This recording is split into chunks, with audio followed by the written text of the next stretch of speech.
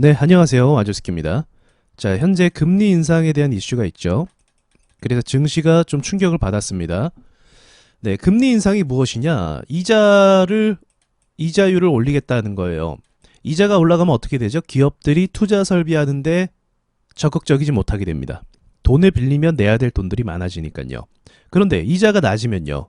이자가 적기 때문에 투자나 대출을 많이 받아서 뭐 부동산도 구입하고 뭐 건설 부동산도 세우고 뭐 이런 식으로 투자를 할 수가 있는 거죠. 본인들이 하고 싶은 사업도 공격적인 투자를 할 수가 있고요. 자, 그런데 금리를 인상하면 그럼 어떻게 되겠는가? 이러한 부분들이 위축이 된다는 겁니다. 투자가 위축이 된다는 거예요. 자, 투자가 위축이 된다. 자, 근데 이거는 이제 보편적인 이론이고 지금 상황은 좀 다릅니다. 어떤 것이 다르냐면 지금은 최근 이제 코로나 사태 때문에 미국 정부에서 돈을 2차 세계대전급으로 풀었어요. 굉장히 많은 돈들을 시중에 투입을 했다는 겁니다. 거의 전쟁이 났다라고 얘기할 정도의 수치의 돈들을 시장에 풀어버렸습니다. 굉장히 많은 돈을 투입시켰어요. 그래서 코로나로 인해서 여러 기업들이 줄도산 위기에 처했었는데, 정말로 디폴트 위기에 처했었는데, 이제 이렇게 수많은 돈들을 풀었기 때문에 기업들을 부도나지 않고 버티게 해줬던 거죠. 어떤 식으로 버티게 해줬냐? 채권을 매입해줬습니다. 채권을 매입해줬어요. 어떤 채권까지? 정크 펀드까지. 이건 뭐냐면 말 그대로 쓰레기예요. 그러니까 회사 등급이 굉장히 낮아도 이렇게 낮은 회사들의 채권까지도 매입해줘서 부도가 안 나게 막아준 겁니다. 어디서요? 미국에서. 뭐 때문에? 코로나 때문에. 그런데 이제는 금리를 올리게 되면 어떻게 되죠? 지금 풀려버린 돈들이 정말 상상을 초월할 정도의 돈들이 풀렸기 때문에 여기에 대한 이자 지급률에 대한 압박이 커지게 됩니다. 커지게 돼요. 그래서 시장에 충격이 올 것이다라는 판단 때문에 주가가 떨어지게 되는 거죠. 네, 그것을 예상하는 것이고요. 그래서 금리 인상은 악재다라고 이야기하는 것이 바로 이런 상황 때문에 그렇습니다. 돈을 너무 많이 풀어버렸기 때문에 이자율이 올라가면 기업들에게도 정부에게도 부담이 될 것이다. 이걸 갚지 못하면 어떻게 되죠? 이제 디폴트가 됩니다. 국가 디폴트죠. 네, 미국이 디폴트 가능성이 있는가? 얼마 전에 여러분 아시겠지만 국가 부도 사태를 막기 위해서 부채 한도를 증액했지 않습니까? 그래서 그 합의를 보는 데 있어서 좀 난항을 겪었지만 결국은 합의를 볼 수밖에 없죠. 왜냐하면 합의를 안 하면 디폴트가 되어버리니까요.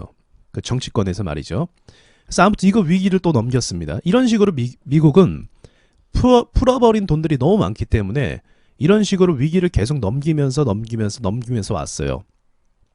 근데 넘기면서 왔는데 금리 인상이 계속되게 되면 아무래도 이러한 상황들이 더 좋아지지는 않고 악화가 되겠죠. 그렇겠죠.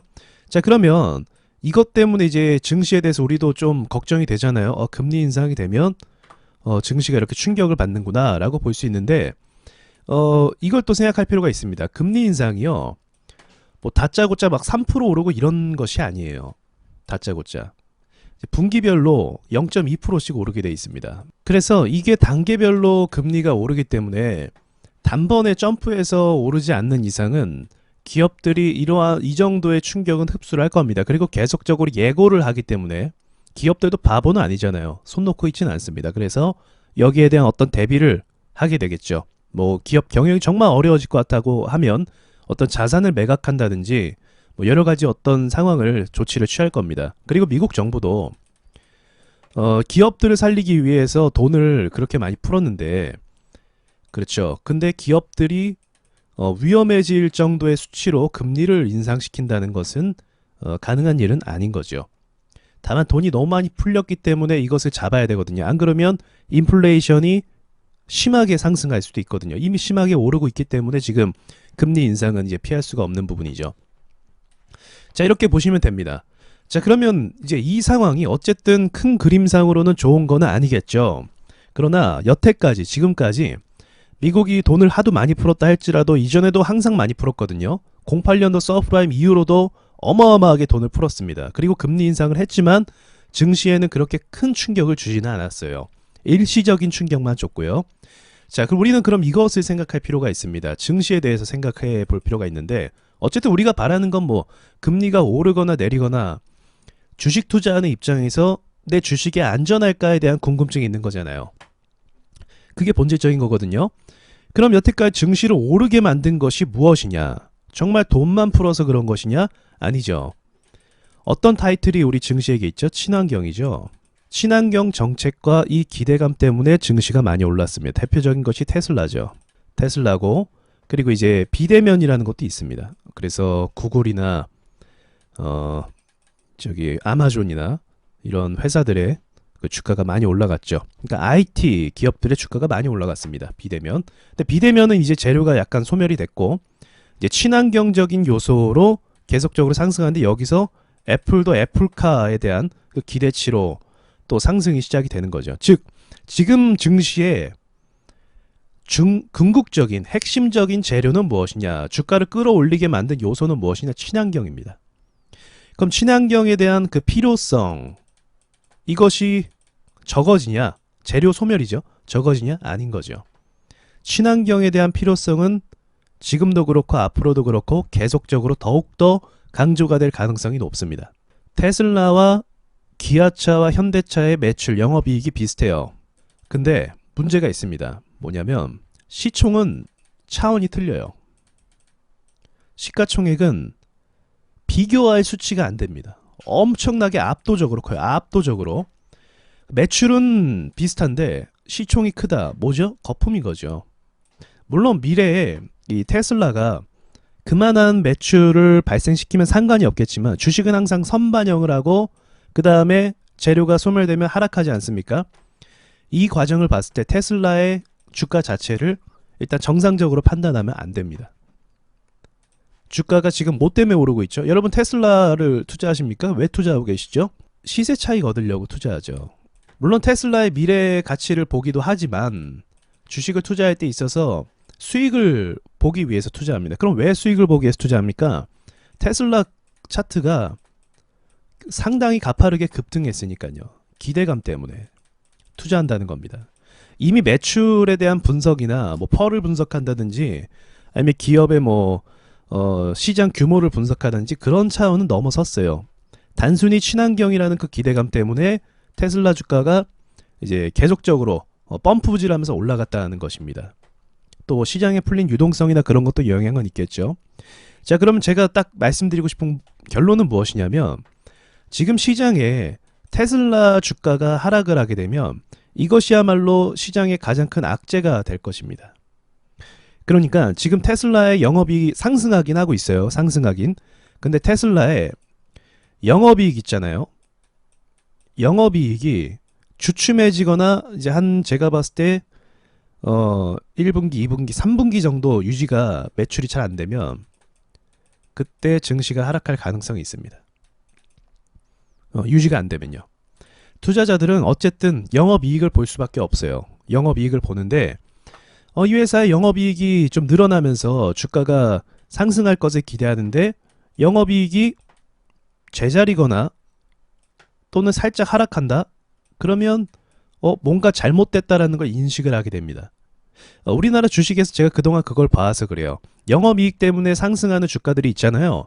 그럼 영업이익이 직전 분기보다 약간 떨어지잖아요. 그럼 그때부터 주가 하락을 하기 시작을 하게 돼요. 그래서 지금 시장에 이제 한국 시장이든 미국 시장이든 시장의 중심은 친환경이에요.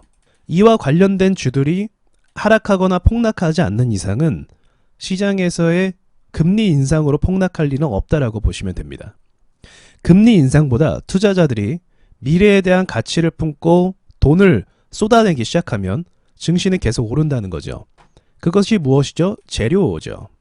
시장에 재료가 없는가? 있다는 거죠. 친환경 쪽으로요. 우리나라 주식도 마찬가지죠. 최근에 시장이 무척 안 좋았지만 에코프로비엠이라든지 이런 종목들은 막 올라갔어요. 왜 올라갔죠? 기대감, 친환경 때문에요. 그래서 저의 판단으로는 이 친환경이 나쁜 건 아니에요. 앞으로 필요하고 앞으로 우리 미래를 이끌어갈 산업이 되는 거 분명해요. 수소 경제도 그렇고요. 분명하지만 여기에 대한 실질적인 당장 기대할 수 있는 매출이 이제 한 분기가 3분기 정도 지났을 때 1분기, 2분기, 3분기 정도 지나면서 실체가 드러나면서 딱히 까보니까 그렇게 큰 매출 영향이 없더라라는 것이 나타나기 시작을 하면 그때부터 저는 주가가 큰 폭으로 하락할 거라고 보고 있습니다. 그게 진짜 재료 소멸이지 금리 인상은 약간의 장애 정도가 되겠네요. 약간 방해 정도가 될 수 있을 것 같아요. 그래서 금리 인상 부분에 대해서 너무 걱정하지 마시고요.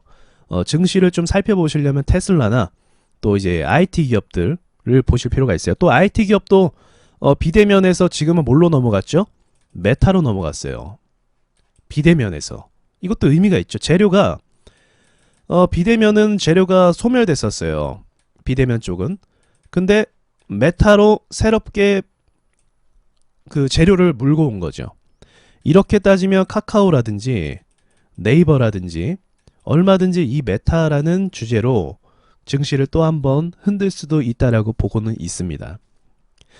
그런데 이제 또 이것도 마찬가지죠. 메타라는 타이틀이 지금 뜨기 시작하면서 이제 한 3, 4개월 된 것 같아요. 본격적으로 주식이 오른 거는. 그러면 이것 역시도 이제 기업 실적이 실제로 메타버스나 또는 그 NFT로 인해서 어느 정도 반영을 했는가를 물었을 때 결과가 3분기 정도 됐을 때 안 나와주면 투자자들은 투심이 떠나게 돼 있습니다. 여러분이 반대로 생각해 보세요. 내가 테슬라를 투자하고 있는데 주가가 계속 오르면 좋죠. 근데 한 6개월 정도 오르지 않고 보합을 가고 있어요. 매출 영업이익이나 실적을 보니까 달라지는 게 없어요. 어떻게 하고 싶습니까? 주가를 던지고 싶죠. 이거 아닌가? 그 생각이 들어요. 투자라는 건 마음이 쉽게 변합니다. 하루아침에 변하는 게 투자예요. 마음이. 그래서 그런 부분을 좀 우리가 본질적인 부분을 볼 필요가 있다는 거죠. 좀 어려운 내용이 될 수도 있는데 이 핵심적인 부분을 놓치지 않으셨으면 좋겠습니다. 지금 시장의 키워드는 친환경과 메타라는 점. 그럼 친환경이 전기차만 있는 것이 아니거든요.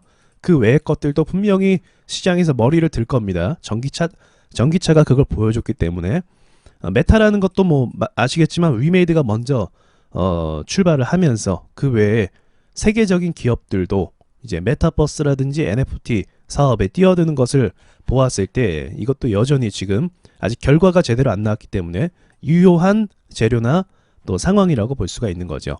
이런 재료라고 하면 카카오라든지 네이버도 충분히 투입될 수 있는 시장 규모이기 때문에 우리나라 증시를 다시 한번 이끌 수 있을 만한 그런 재료가 또 될 수도 있다는 겁니다. 자, 여기까지 말씀드리면 금리에 대한 이해가 좀 되실 것 같아요. 저는 금리 이야기뿐만 아니라 지금 시장의 핵심적인 부분이 무엇인지를 짚고 가는 게 중요하다는 걸 말씀드리고 싶었어요. 자, 마치겠습니다.